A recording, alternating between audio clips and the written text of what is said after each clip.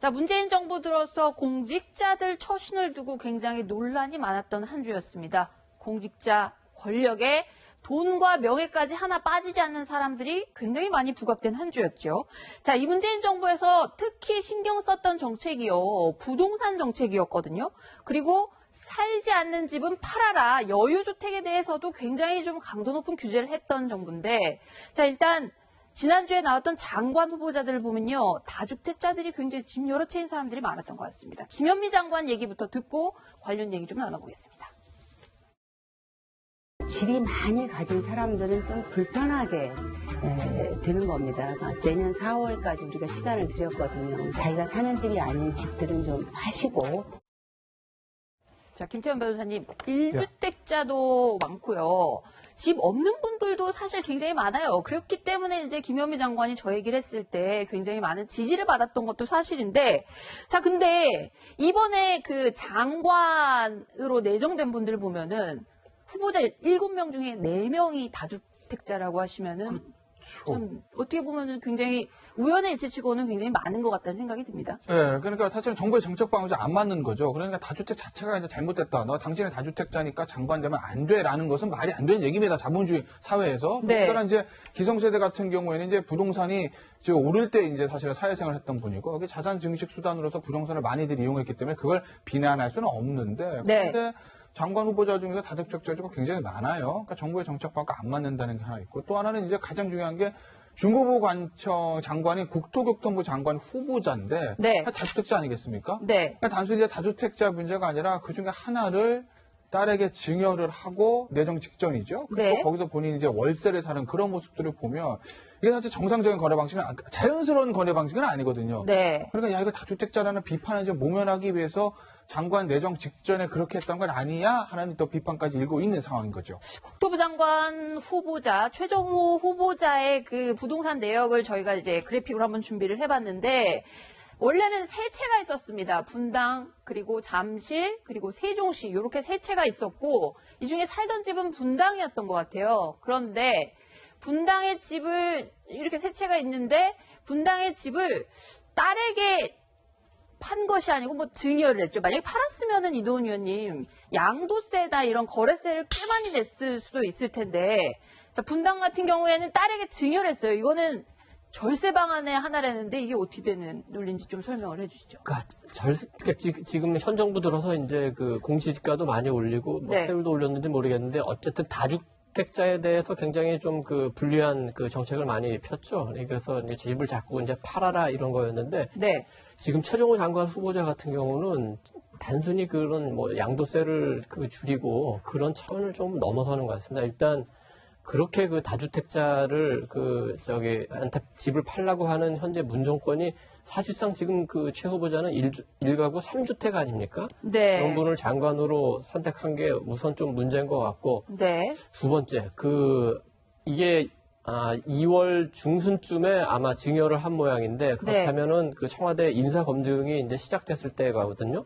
네. 그렇다면은 혹시 그 최 후보자와 청와대가 협의를 해가지고 당신 다주택자니까 요거 하나는 처리하는 게 좋겠다 해서 만약에 저렇게 했다면 그것도 제가 보기에는 굉장히 큰 도덕적인 문제가 될 수 있고 그 청와대에게도 약간 도덕적인 문제가 될 것 같습니다. 그리고 네. 잠실 집 같은 경우는 저게 전형적인 투기 수법이에요. 딱지 사가지고 기다렸다가 나중에 그 큰 수익을 얻는 거. 네. 지금 뭐 그냥 보기만 해도 한 7억 정도의 그 수익을 얻었다는 거 아닙니까? 네. 그런 문제. 그러니까 보통 사람들은 뭐 네. 그렇다 치더라도 저분은 지금 그 주택 담당하는 국토교통부 장관 후보자 아닙니까? 그렇죠. 그리고 그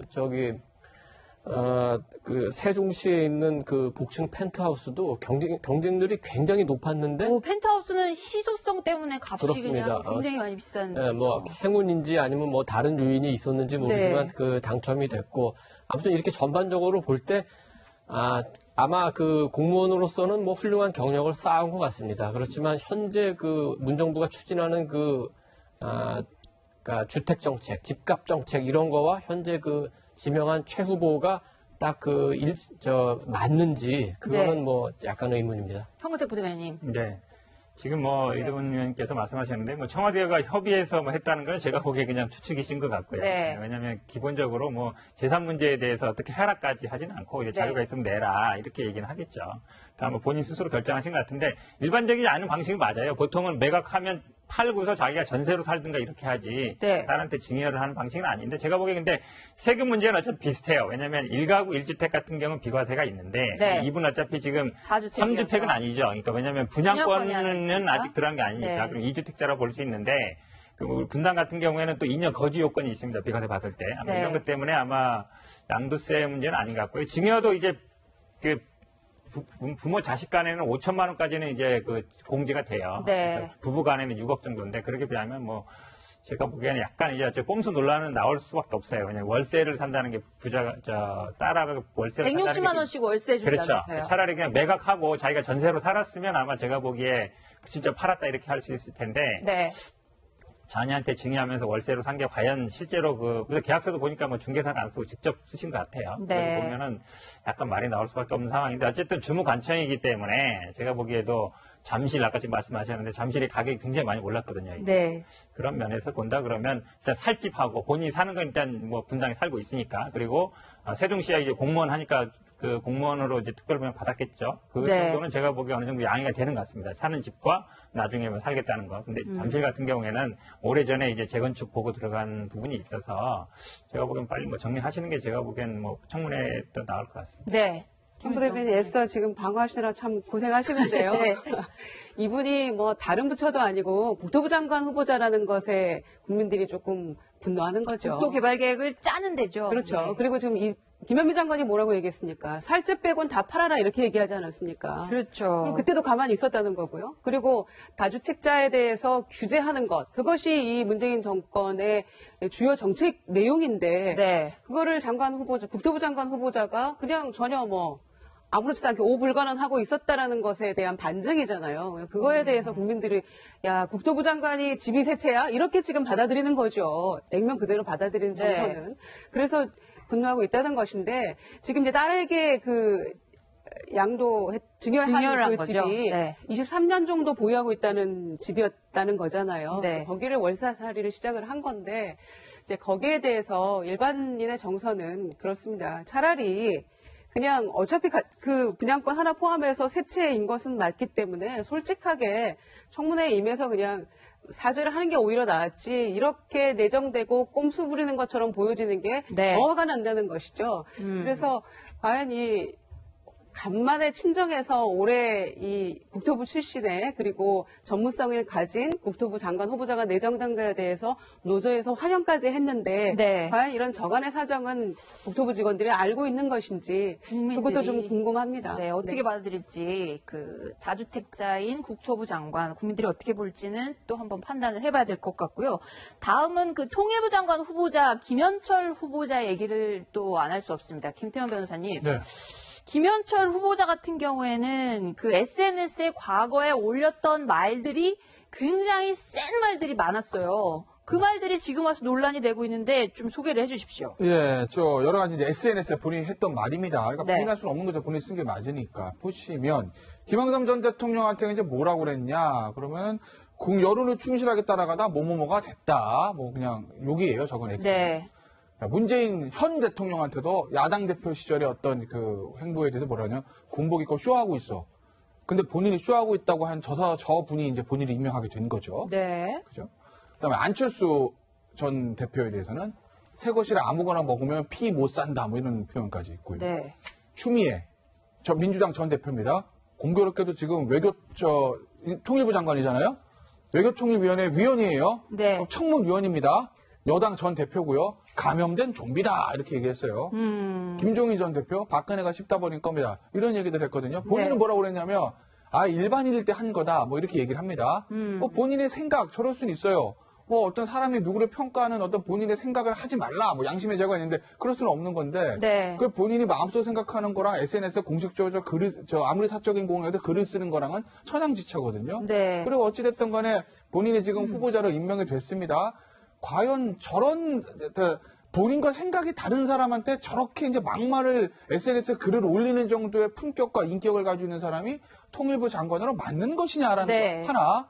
또 두 번째. 요새 SNS를 워낙 많이 하기 때문에 기본적으로 인사검증할 때 기본이 이제 SNS 한번 들여다보는 거 아니겠습니까? 민정수석실에서 보겠죠. 미국은 보니까 대학 입학사정관들도 그 학생의 SNS 들여다본다는데 우리나라 청와대와 민정수석실은 김현철 후보자의 SNS를 봤는가? 네. 안 봤다면 왜 안 봤을까? 봤는데 저걸 알았으면 알고도 왜 인사검증에서 걸러지지 않고 그대로 통과가 됐을까 하는 여러 가지 저는 궁금증이 생깁니다. 네, 남북 관계뿐만 아니라 통일부 장관의 경우에는 이제 북한 비핵화 문제를 다뤄야 되기 때문에 또 미국하고도 굉장히 이 관계가 중요한데요. 그 김현철 장관이 되면은 장관이 만약에 확정이 됐을 경우 미국이 약간 난색을 표명할 수도 있을 것 같습니다. 과거의 발언들만 보면 뭐 주한미군 사드 배치를 하면 뭐 나라가 망한다 뭐 이런 얘기도 했었고요. 지금 대북 제재, 그 유엔 안보리 제재까지 되고 있는 개성공단 가동 중단에 대해서 제재가 아니라 이거는 자해다 이런 식의 얘기들을 했는데 자 북미 관계에 어떤 영향을 미칠까요, 이도훈 의원님? 그러니까 제가 보기에 이번 그 7명의 그 장관 후보자 가운데 김현철 후보자가 가장 큰 문제가 있는 것 같습니다. 다른 분들은 약간 뭐 도덕성의 문제라면은 김 후보자는 거기에 더해서 약간 국가 간에도 어떤 그 문제가 있는 거 아닌가 이런 생각이 들 정도인데 네. 크게만 봐도 세 가지 문제점이 있습니다. 첫째는 그 대북 편향성이 너무 강해요. 아까 그 우리 시멘크가 몇 가지 소개해줬지만 일일이 셀 수 없을 만큼 대북 편향적입니다. 네. 이거는 그냥 받아들이기에는 너무 심각할 정도라 가지고 그냥 넘어갈 수 없고, 둘째, 약간 그 대한민국의 국무위원이 되기에는 민주주의적인 소양이 부족한 것 같아요. 저분이 네. 그 어떤 토론회에 초청을 받았더니 그 보수 인사 누가 오느냐 물어서 보수 인사가 온다니까 그럼 안 가겠다. 보수 인사랑 같이 그 토론하는 건 사기다 이런 식으로. 아니 그 보수 진보 여야 항상 네. 생각이 다른 사람들끼리 토론해서 더 나은 방안을 내야 되는 거 아닙니까? 그런 네. 의식이 결여되어 있고, 세 번째는 아까 우리 김태현 변호사가 자세히 설명해 주듯이 그 인성에 좀 문제가 있으신 것 같아요. 그 심지어는 뭐 문 대통령에 대해서도 그 군복 입고 그 네. 쇼한다고 그렇게 물론 비판하지 그 않았습니까? 개인적인 사견이었으니까요, 그렇습니다. SNS에. 네. 그래서 이게 지금 그 보통 문제가 아니고, 그러면은 아까 이제 뭐 민정수석실의 검증을 거쳐서 그 했을 텐데 왜 그러면 문 정권이 그 김현철 그 후보자를 임명했을까? 네.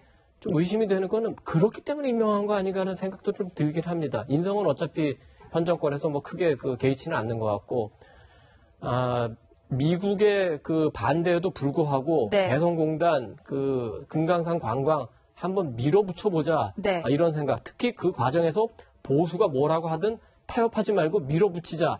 이런 생각으로 만약에 문재인 정권에서 김현철 후보자를 임명했다면은 굉장히 심각한 상황이라고 생각합니다. 네, 일단 조금 전에 그 위원님께서 말씀하셨던 바로 그 얘기를요.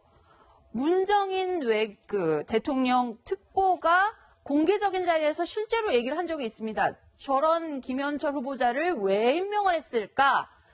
미국과 관계없이 한반도 정세를 밀고 나가겠다는 대통령의 의지다.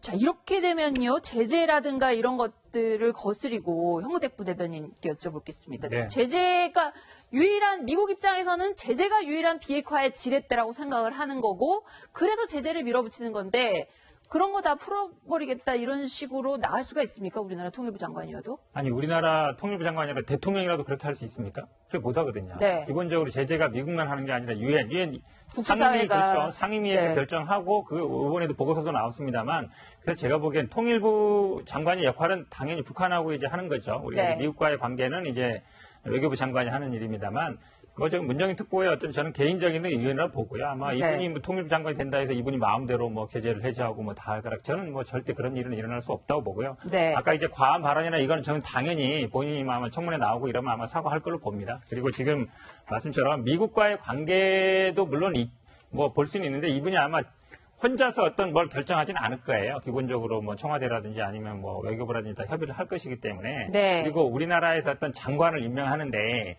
미국에서 좋게 보겠냐 나쁘게 보겠냐까지 저는 고민할 필요 없다고 봐요. 왜냐하면 사실은 볼턴이 강경파인 건 알지만 우리가 이번에 이제 회담에 들어올 때 왜 강경파가 왜 들어오냐.